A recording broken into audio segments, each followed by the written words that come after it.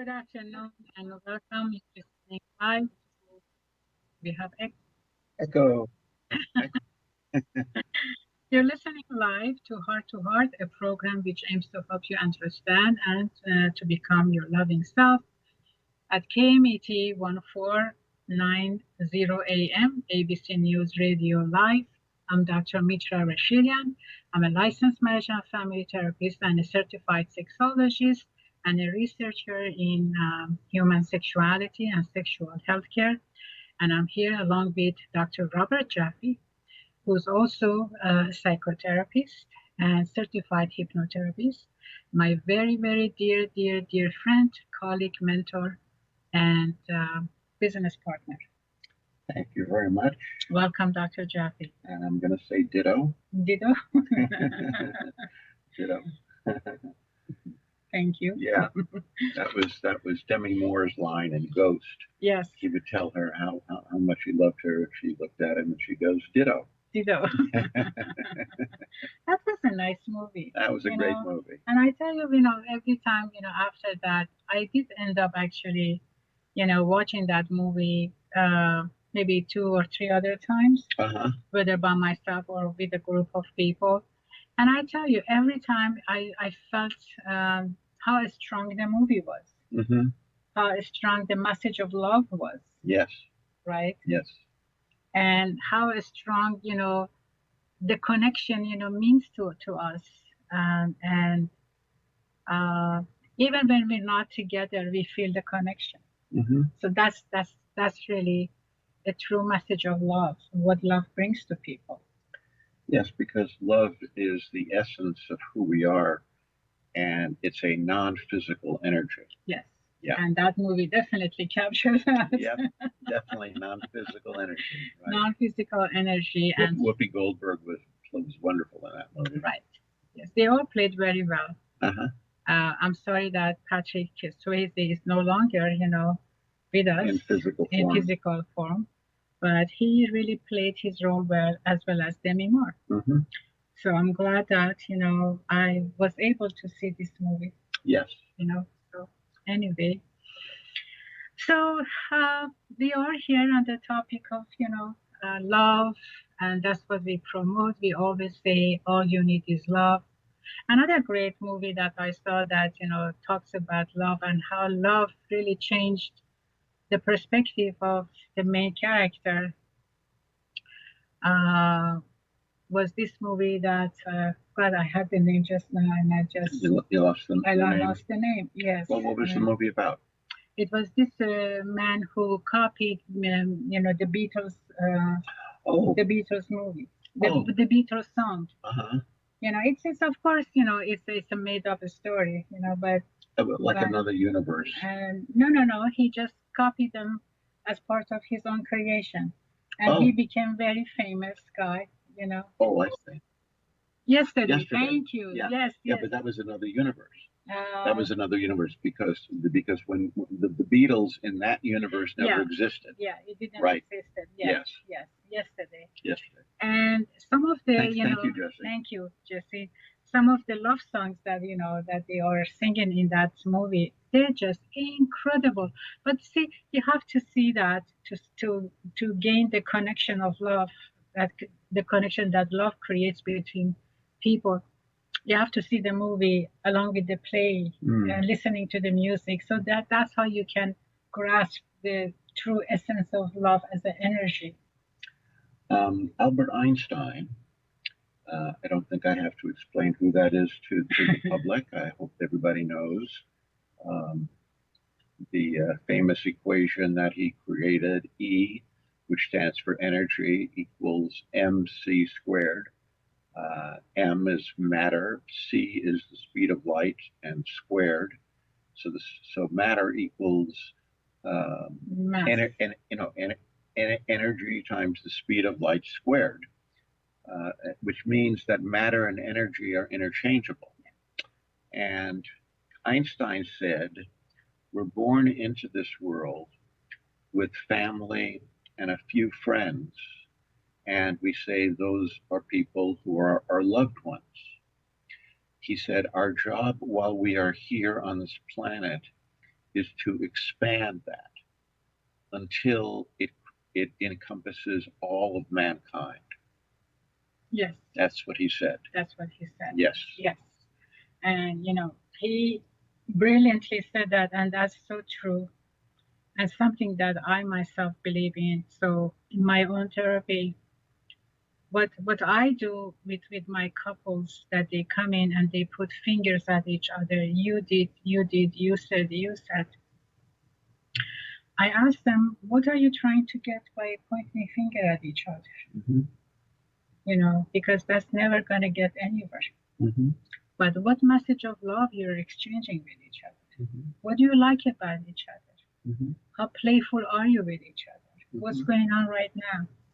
But sometimes, unfortunately, the level of anger and expression of anger is so high that you know my messages doesn't is not heard, and that's really sad when I see that.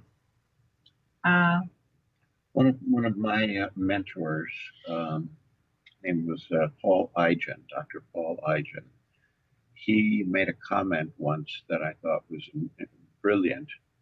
He said, when people are in a relationship and they're angry at each other, the thing that they're most angry at is the fact that they can't feel love at that moment. At that moment, yeah. Because what we want to feel is love and loved. Mm-hmm. We want to feel loved for and loved by. Right, yes. And we get angry when we don't feel that. True. And then there are roadblocks, there are issues in the background that doesn't allow for such couples to hear the message of love. Absolutely. Or to give love. Absolutely. Right. So those are the matters, the issues that I'm referring to. Sometimes those issues are so strong and so deeply that it blocks the love. Yeah, that's so deeply buried and never discussed or seldom discussed or identified, that once they are out and open and we point them out, because of the pain and the struggle associated with that, people don't want to look at it, so they continue to blame each other. Yeah. And often the lack of love goes back to childhood. Yes.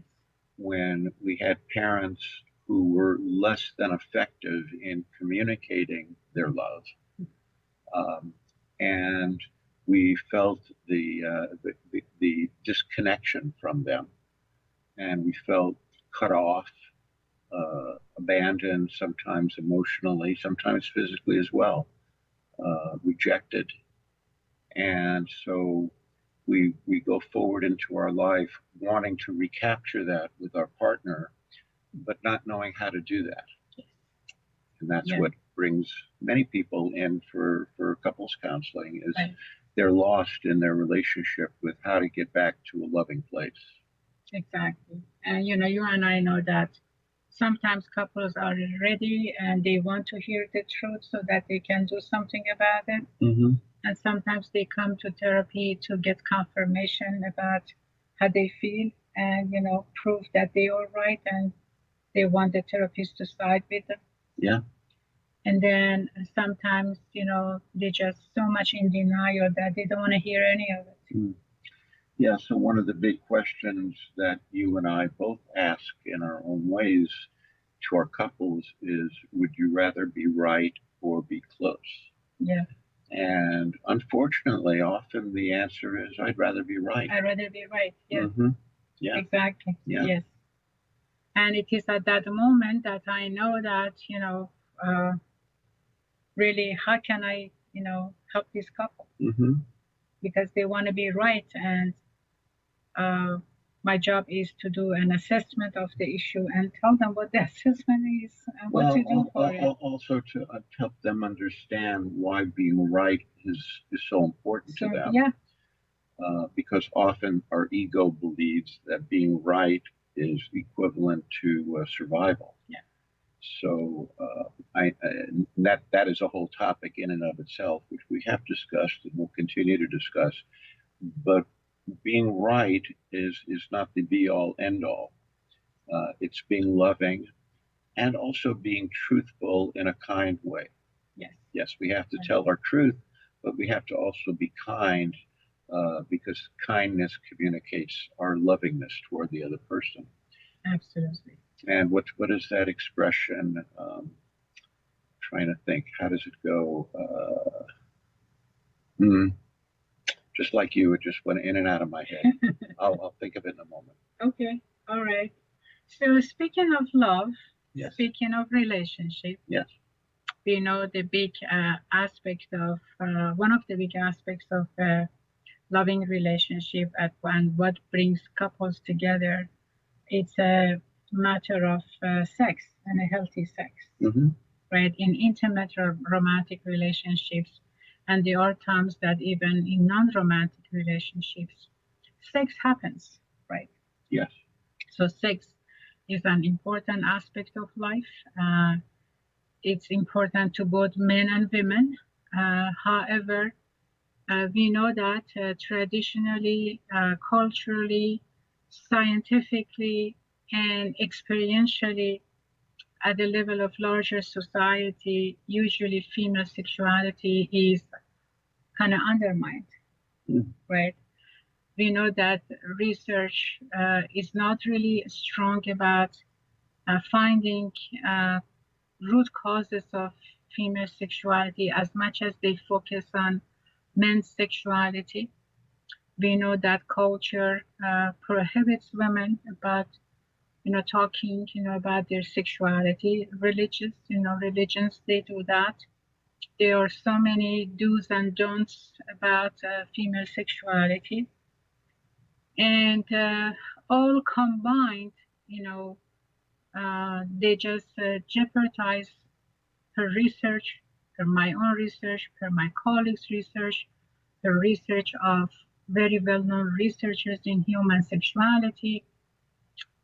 All these inhibitions, what they do to a woman's sexuality is overall causing severe health issue for them. Correct. Yeah. Our sexuality is such an important part of who we are as human beings. Yes. And it's something that we all have. It's like the second most important drive that we have. First one being survival, and then after that is our sexuality. That's the drive. Right. Is the expression of our sexuality, and because it's so powerful, it has been a threat to many religions, and so religions try to put rules around it to keep people from feeling their own independence, Mhm. and how they want to live and express themselves, both sexually and non-sexually. Yes. And we know that sex basically activates a variety of neurotransmitters that impact not only a female brain, but also several organs generally in our bodies. It's not just female. So let's point out to what we're talking about in terms of having lack of sex or not being able to discuss sexual issues, what they do to a female in general. So more of this right after our commercial break. See you in a moment.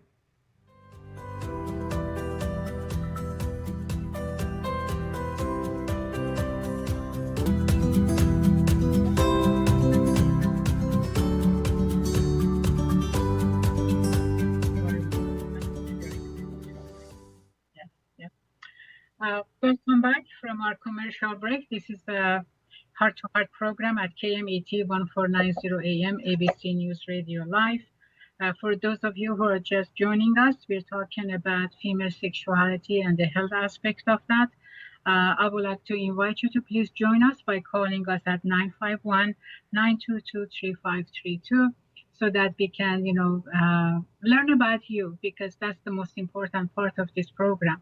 It is this program belongs to you, and we want to know, we are interested to know what would you like to hear from us in this program.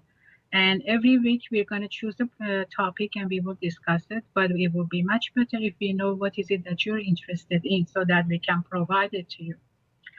So you may call us at 951-922-3532 live. You don't have to give us your name. Or you may contact us privately. Private informations are actually right now on the screen.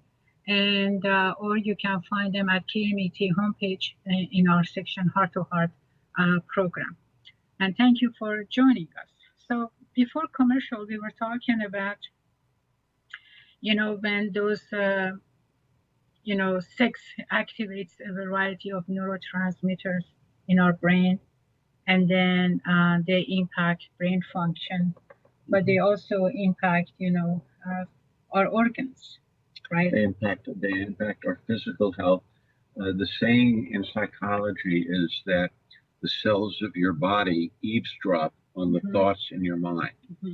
And that means if you're having loving, happy, peaceful thoughts, you're creating positive messages to the cells of your body. Yes. We now know that the brain is not just located in the head, that actually every cell of our body has intelligence. Yes. And they're always communicating with each other. That's when we say, listen to your gut. That's right. You have a gut feeling, or I can't stomach this, or I'm carrying the weight of the world on my shoulders. Yes. These are kind of comments that we use to actually describe the physical sensations that we have, but not just sensations. It actually goes a lot deeper than that. And we were just discussing with Jesse, our program director, how when we get stressed, it actually affects our immune system and lowers the effectiveness of our T cells and other physical elements that make us give us a higher propensity toward contracting illness. Exactly. So let's see how sex doesn't or limits or minimizes, some of the illnesses in women, right? So having a healthy sex, basically, the benefit of it is that it lowers blood pressure. It lowers blood pressure? Yes. Yeah. It increases, immune system. It provides a better heart health and even may reduce the risk of heart disease. It definitely improves self-esteem and sense of self-worth, right? Yeah. It decreases depression and anxiety. I mean, that's given, when we feel we are loved and we make love and we receive love and we are responded to and we are being taken care of, we feel safe. Why would somebody have anxiety or depression? All of that, yeah. Feeling safe, I think, is a big one. Right? Yes, of course. We need to feel safe in all areas of our life, and especially in our close relationships. Exactly. We need to trust the people around us, that they have our best interest at heart as well as their own. Exactly. And, healthy sex, it's the more you have it, the more increases the libido of a person. Correct. We have this expression, it says use it or lose it, right? That's right. This is so true when it comes to sex. And, it's a natural pain reliever and for many areas of body that they make, experience pain. So it's actually, research suggests that it's immediately ease the pain. And it's interesting that you say that, because you and I are engaged in writing a book. The title of the book that we are, we're not done with, but we've been working on it a long time, and we're really excited. And the title is Not Tonight, Honey, I Have a Headache. And it's sort of an interesting twist on things, because people do say that. A lot of women say that. And what they don't realize, of course, is that sex can help them with the headache. Yeah, it can help them with the headache. But since they have the headache, they don't want to have sex because they're not feeling well, and they don't recognize that sex can actually help them relax and get rid of it. Exactly. And also, it promotes better sleep. Uh-huh. It does. Right? Yeah. I mean, we do see men, or I've been told about it, and, about personal, professional experience that when men have sex, immediately after that, they roll over and they fall asleep. Right, right. Well, Right. Part of that, I think, is also a physiological change because men, when they have sex, it elevates certain hormones, and after they ejaculate, it's sort of like they're spent, and they need to replenish, and so they want to go to sleep, which isn't quite as true for women, but it certainly does promote better sleep for both sexes. For both sexes, yes. And also, when people have sex, especially a romantic, loving one, it increases intimacy, it brings more closeness between the couples or partners. And overall, sex reduces the stress, both emotionally and physically. Mm-hmm. Right? Mm-hmm. So, one of the biggest dilemma in when it comes to female sexuality and why women uh, uh, may not know about these things, as well as other factors that prevents them from having a joyful sexual experience, is because of what I said at the beginning, how culture, society, religion, the do's and don'ts, kind of doesn't promote conversation about sexuality in general for women. So as a result, even when women go to their physicians and knowingly they know that they have a problem, with their sexuality, and sometimes they are so used to that they don't even recognize that they have a problem, right? They don't talk about it. Even Right. they go for their checkup and nobody discusses with them. Physicians don't discuss that with patients. And I know that, at least from my own research, and you and I, we know about that research, which has been going on for many years, that physicians generally and mental health practitioners, basically healthcare providers in general, do not voluntarily address, a female sexuality. They don't ask, okay, for example, now that you had your baby, how are you taking care of yourself? Because we know that one of the issues that at times happens to women is postpartum depression, right? Right. The exhaustion from taking care of a new baby, the not having the time to go back and take care of yourself physically, right? And then when, after a baby, sexuality needs to resume, right? Life needs to resume to what it used to be, right? But now with the baby, it may not happen as fast as they want, or as even going back to what it used to be. Well, Right? it'll never go back to the way it used to be Right. once you have a baby in the house, so that the baby becomes a bundle of needs. A bundle of needs. So that impacts, a female sexual desire. Right. It impacts a female taking care of herself, right? And then we hear it in therapy that, women come in and they say, my husband doesn't understand me and he's demanding for sex as he used to be before the baby. Right?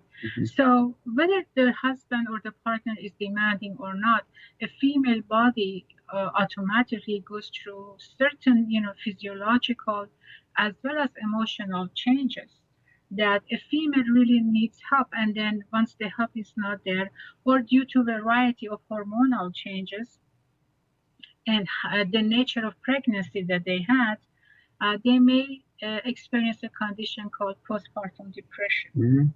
Now, if a woman doesn't know about that or doesn't know how to communicate about the anxiety that they're experiencing, a physician usually they don't volunteer asking information.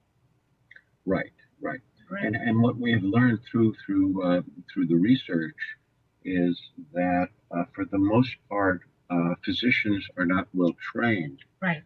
in sexuality. per se. They're not really trained to understand the emotional aspects, how it affects people physiologically. Right. So they don't really have the knowledge themselves, although they're in the position because they're the physician that they're expected to know, but they don't really know. And also they have their own particular fears and anxieties about talking with couples or with a woman about her sexuality. Yes, and Right. then my own research has shown me that when physicians don't talk about sexuality, similar factors that impact the female sexuality actually does impact physicians' ability or willingness to talk about sexuality with their patients. And these factors are their religion, their culture, and also lack of training, uh, fear of becoming exposed to sexually transmitted diseases, right?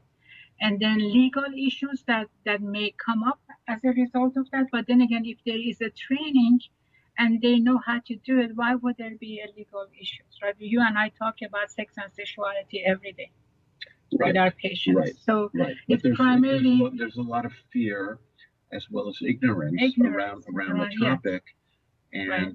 and and so it's sort of a conspiracy to hide female sexuality. Right. Then in fact, we know not having a healthy sex life for women really impacts variety of areas of life. We just mentioned, postpartum depression, right? One of the bigger area that, female sexuality is impacted is their immune system. Yes. That's what we were talking about before. Right. Right. Yeah. And, women can go into early early menopause and also arthritis. There are a variety of factors that a female can experience, unfortunately, at the physiological level, just because they don't have sex or they don't have a healthy sex life. Correct. Right. Yeah. Now, men are not going to be impacted as much as women because male hormones are not so much changeable as a female body's hormones, level. Well, men don't have their bodies going through a big change for 9 months preparing for birth. Right. Even every month, month a female body goes through hormonal changes. Right. Right, because of their menstrual cycle. Right. Right. When a woman reaches puberty, is different than what a man's body goes through. Correct. Right.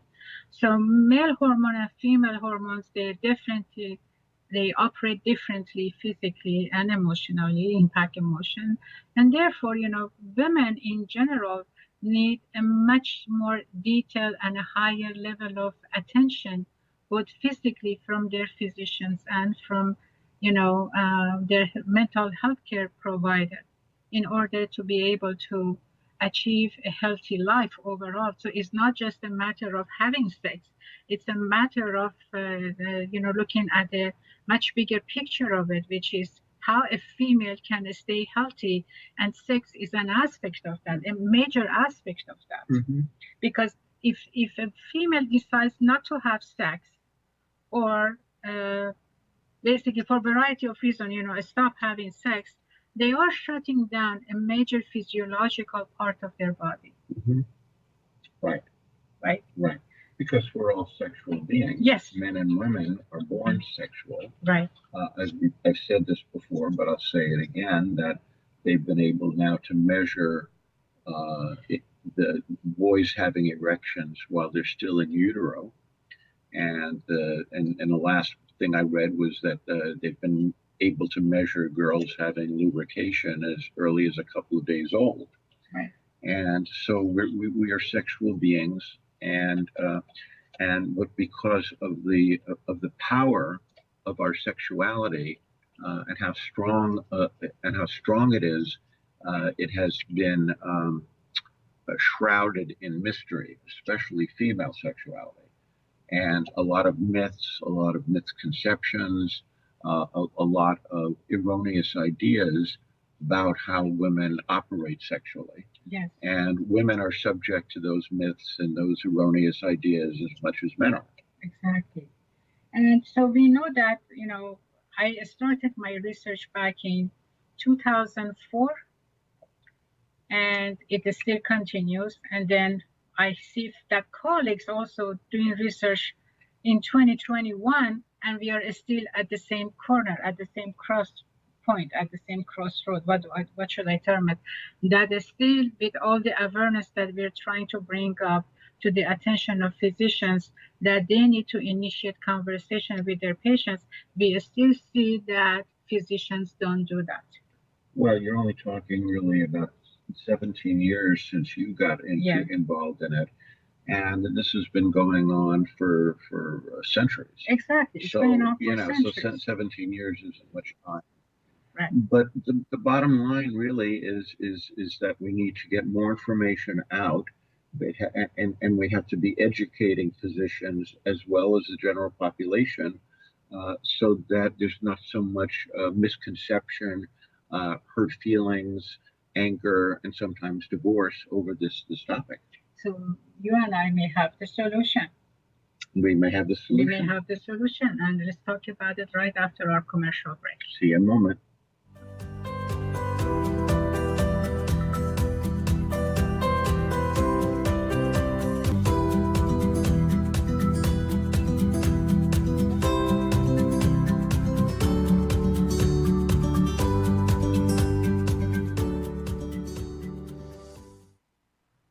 Welcome back to our commercial break. Dr. Mitra and Dr. Robert here at KMET 1490 AM ABC News Radio live at Heart to Heart program. We are talking about, in general, how to help female sexuality and how to promote a healthy conversation between physicians, mental health providers, and female patients, so that women are able to talk about their sexually related issues openly, comfortably, with confidence, and feel that they are supported and they are heard about whatever the issue is, right? Exactly. So Dr. Jaffe, how many years I've been working on this, and how much I believe in the fact that unless we learn how to talk, unless we learn how to speak, and how to feel confident that what I'm saying is right, this sensitive issue is always going to remain sensitive, right? I'm talking about sex. We know that in my own interviews with many physicians, I've been told, and I have talked to physicians in person or via questionnaires, that they don't want to talk about sexuality because of the issues that we said before commercial break, right? So what do? Doctors don't want to talk about it. Therapists don't want to talk about it. Women don't want to talk about it. So how do we bring these together, right? So you and I have been talking about that we need an instrument to facilitate conversation. I mean, we have two groups of people, one called professional, one called women, that they just, when it comes to sexuality, and believe me, when I go to my own gynecology exam and my gynecologist is a female person, she doesn't want to talk about anything, right? So it's not just the male healthcare providers, both male and female are in the same boat. And as we said right before the commercial, you mentioned religion, cultural inhibitions, cultural do's and don'ts about what's okay and what's not, but a lot of it really is lack of education of the physicians themselves. Right. That is a factor that has come up. Yes. Yeah, because physicians really don't get they get almost zero training on the emotional aspects of physical health. Yes. and certainly sex and emotions and sex and physiology uh, don't really come up in their training with respect to uh, anything that is less than what we would call a physical dysfunction. Exactly. Right.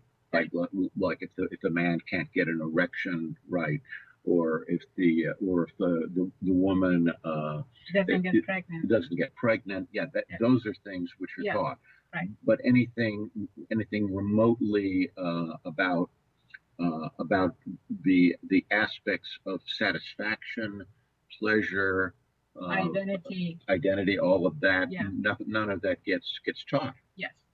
So to kind of prevent that from happening, or at least for now, or we hope that it's gonna be impactful, you and I have created a questionnaire for women. Mm-hmm.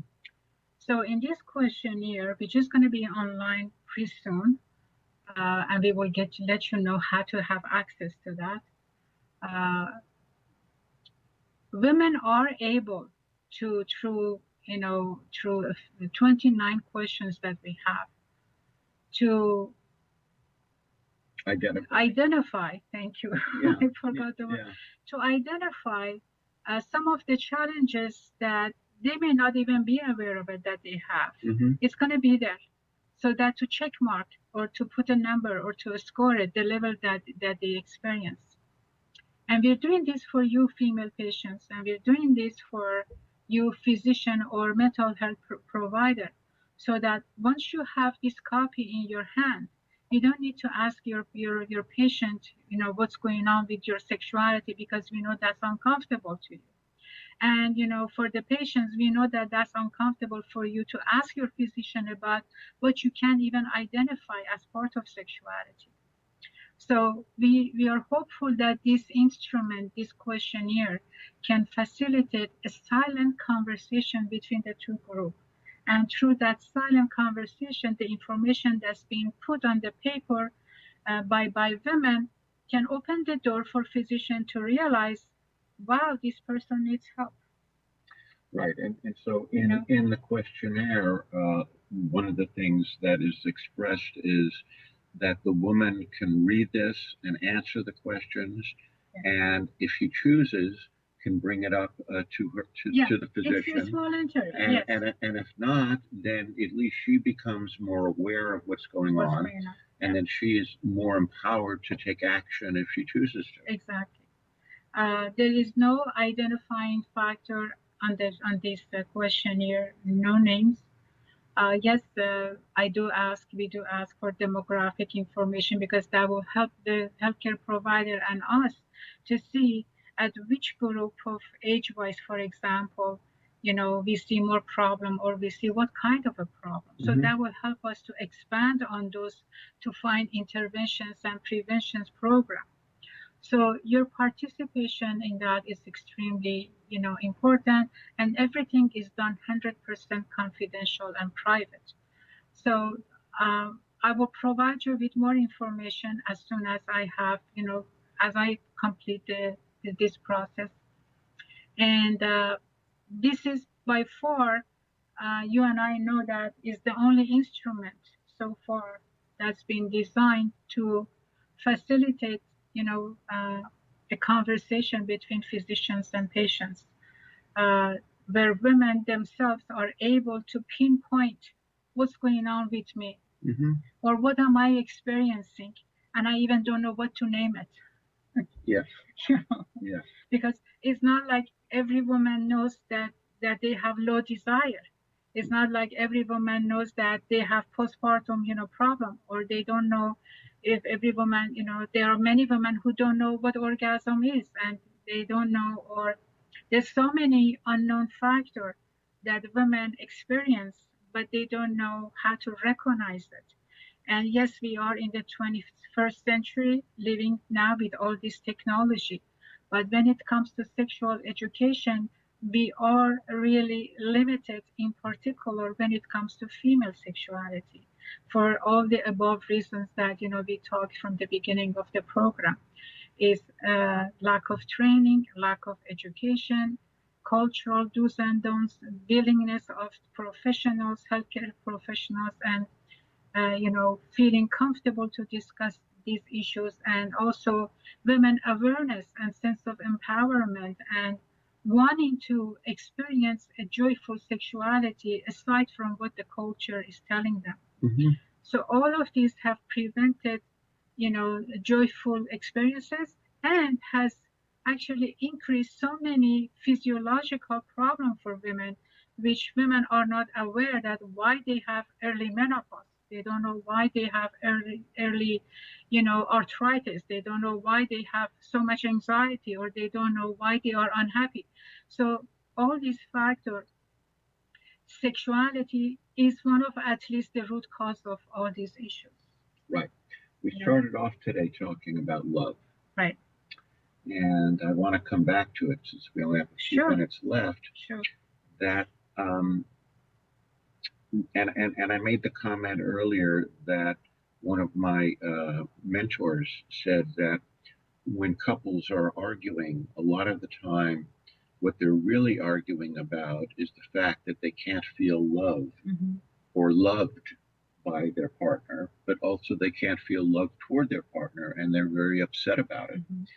But they don't recognize that that's what's going on. Right. That's underneath the surface. The surface is, as one of my couples fought over, putting the recyclable bottle in the wrong trash can. Right? They get into a big fight over that, and of course, it's not about that. Yeah. But they're not feeling what they want to feel in the relationship. So so because they can't verbalize it, they don't understand it, and a lot of it has to do with sexuality, which with how satisfying the sex is between the partners, which also has a lot to do with emotional intimacy. Right. And that's what we're writing about in our book. Right. Is the emotional closeness creates the greater the greater desire for and appreciation of each other's bodies. Right.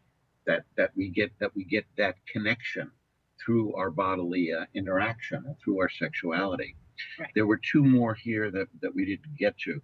You were saying that they had benefits of sex for women. You mentioned lower blood pressure, Right. better immune system, better heart health, improved self-esteem, decreased depression and anxiety, Yes. increased libido, meaning that the woman is desirous for more of that good feeling and connection. Right. It's a natural pain reliever, and better sleep.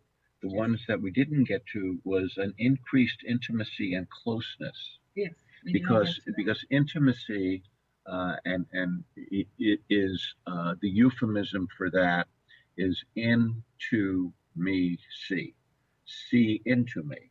Right. Meaning what we want from our partners is to see into us at the deepest level and to find us worthy of love. That's what we really want. We want to say, I'm really lovable, and my partner sees that about me. Yes. And right. expresses that in many ways, and certainly sexually. And that, for the fact there are couples that they don't know the art of intimacy. Right. Right. They think intimacy is like they can set up a schedule per week, mm-hmm. right? To go out, go to a movie, and then come home and have sex. Right. And that's intimacy. Right. Well, first of all, if you want intimacy, you don't go to a movie because you don't talk. Well, yeah.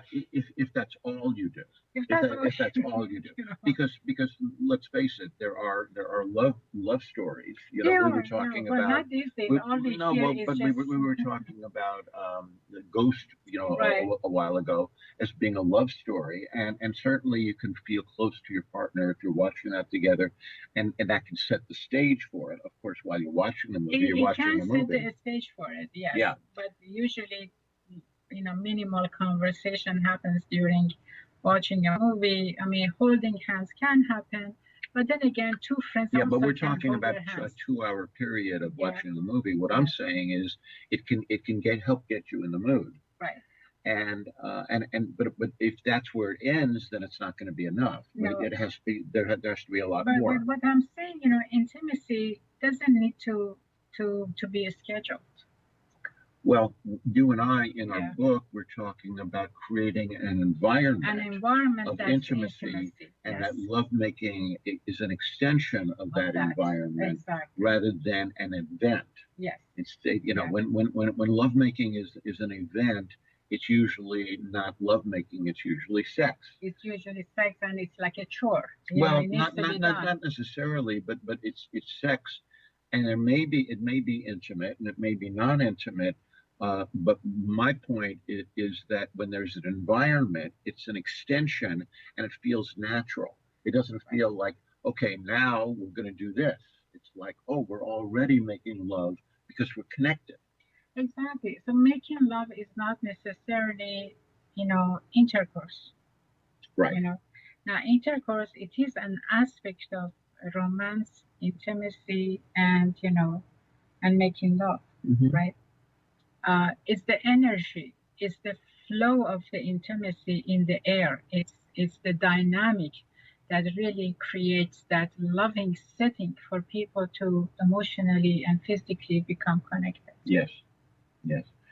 The last one here, which is what we've been talking about the whole program today, is that for a woman to have sex in a loving, connected way creates overall stress reduction, both physiologically and emotionally.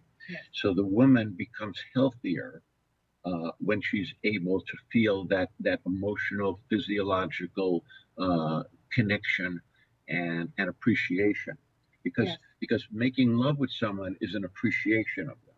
Exactly.